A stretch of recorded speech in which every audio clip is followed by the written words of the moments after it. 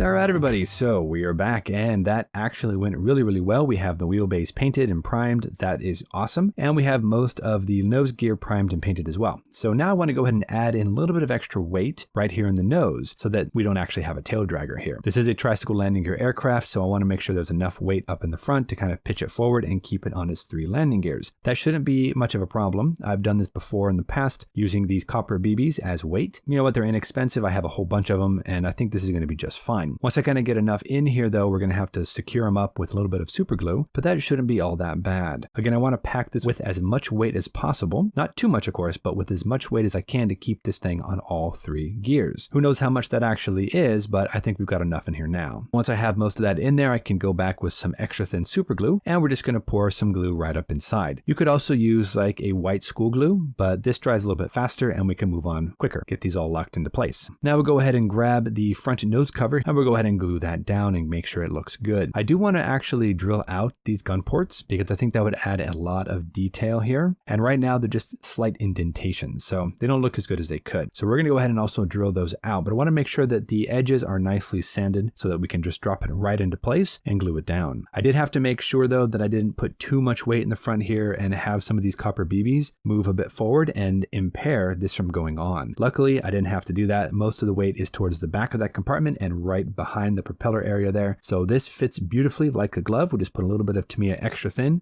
and we're good to go. So let's go ahead and move on to the next time lapse, guys. I want to go ahead and start drilling out those gun ports. I want to install the wings, get all that nicely tacked into place, and I want to do a little bit of weathering with some panel liners and some Tamiya accent panel liners as well. Then we'll get some dry brushing for the details in the wheelbase. We'll use some Tamiya yellow green, and then we'll go ahead and work on the fuselage and wing joint. That's going to be interesting to see how this goes together. So let's go ahead and keep our fingers crossed. So far, we're really moving here. Let's hope the rest of it is just as nice to work with. So onwards and upwards, guys. Let's push on. Let's keep this going.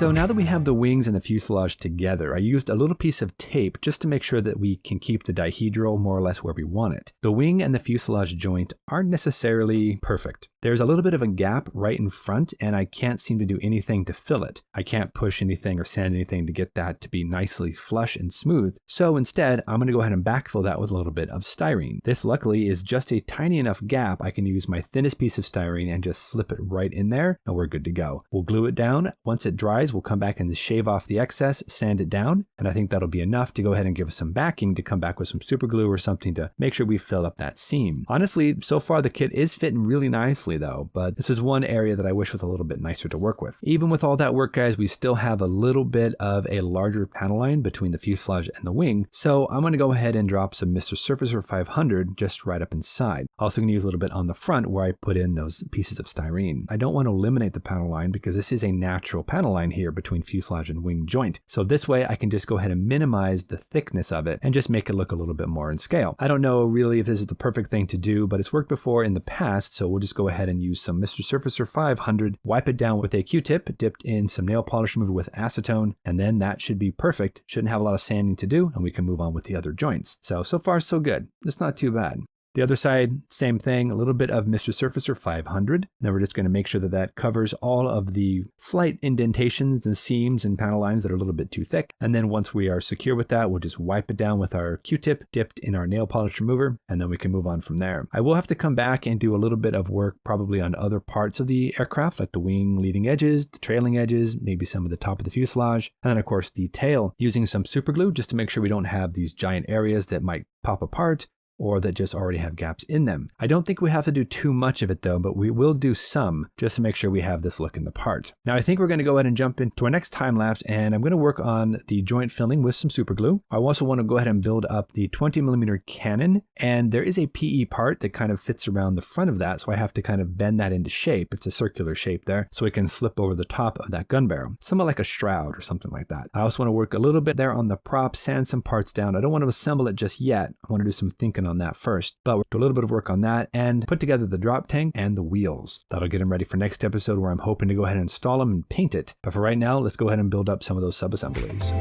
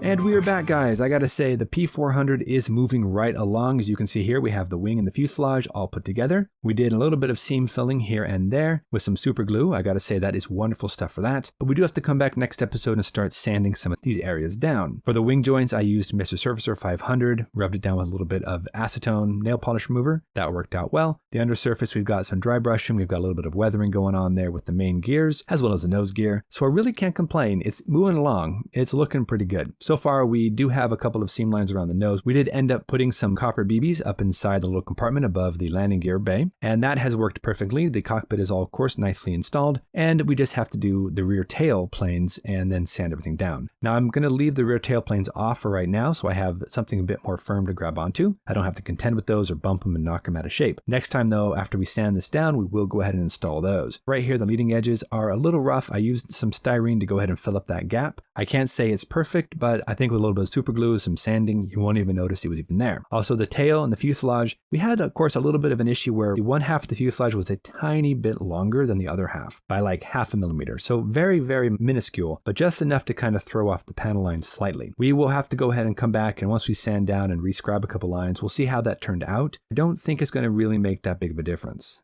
We also did some work there on the wheels. We did use the weighted wheels just to give them a little bit more interest. We did build up the drop tank, and I do plan on using the drop tank, so that's looking okay. And we did the front nose wheel as well, so that's going to be interesting to sand down. It's very tiny. This thing had a very tiny nose wheel. Onto the prop, we did of course install that PE part there around the 20 millimeter cannon. We'll have to come in and do a little bit of sanding, a little bit of work there, but it seems to be pretty secure. Boy, that was annoyingly difficult to do because you had to kind of roll it. You couldn't fold it. You had to make sure it was a circular shape and then slip it over the front of that gun. Other than that, though, I think we are moving right along. I don't think we have much photo etch left to do with this bad boy, so I'm happy about that. Maybe a couple things here and there, but I think so far, all we have left to do is to go ahead and start cleaning up the seams and getting the rear tail finished up, and then we can see where we go from there. Initially, I wasn't sure I wanted to add the drop tank, but after seeing some reference photos and looking through my references, I think we will go ahead and add that. So that's going to be interesting to see how that fits together. I did drill out the holes, though, for the bomb rack or drop tank rack, so that should be clear. Next time, of course, we'll test it out and we'll see what we do. So yeah, I am very happy about this build. It is coming together beautifully. We have to mask up the canopy, of course, and get the door installed and maybe do the gun sight, sand some things down. So we're not out of the woods yet, guys. We do have a lot more to do, but this is actually coming along very, very nicely. So until our next episode, guys, you know the drill. Go out there, get yourself some bench time, have some fun, build something cool. And we'll see you back here on episode number 6 for the Eduard 148 scale P400 Profit Pack. Thanks so much for watching, everybody. Take care, and we'll see you soon.